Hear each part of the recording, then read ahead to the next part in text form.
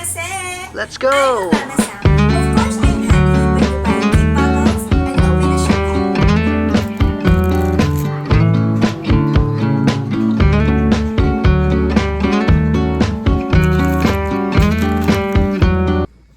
Hello guys! So, today is February... Anong araw na ba ngayon? February 7. So, katatapos lang ng work ko sa araw. Yan. Hindi ako mukhang pang mamasang mo.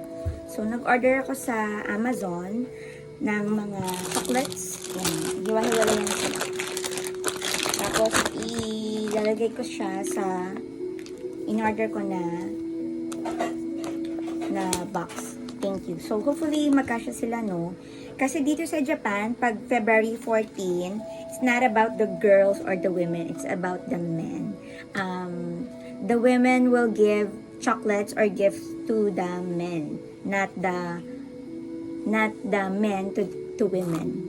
So, ang Valentine's Day for girls here is March 14, which is usually, kunwari magbibigay ka ng gift or chocolate ng February 14. Pagdating na March 14, naku, wag ka nang umasa. So, paano ba to? So, in-order ko kasi to sa Amazon, no? Para medyo makatipid-tipid. At yung assorted naman yung chocolate. Ayan. So, may tali pala siya, no? So, hindi ko alam kung paano siya itatali.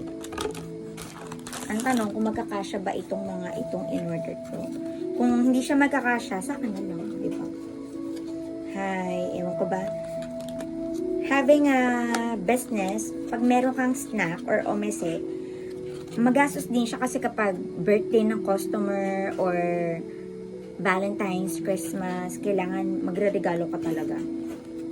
Pero since newly open pa lang ako ng Christmas, piling-pili lang yung nabigyan ko ng regalo kasi syempre diba kalalabas ko pa lang ng pera. So, ang target ko nun is mabalik. So, bumalik naman siya within 2 months. Pero, yung pinakakita, wala pa akong talagang profit talaga. Kasi, bumalik lang yung nilabas ko.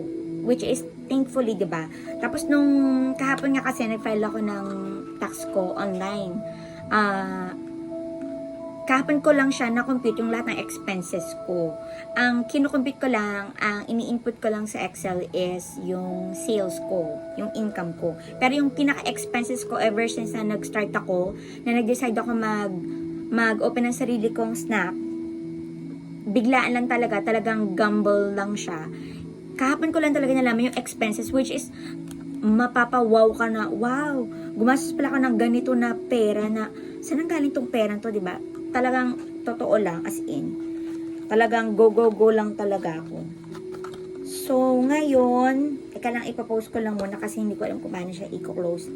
I-review ko man yung Amazon order ko kung paano ba tong isasara tong box na to.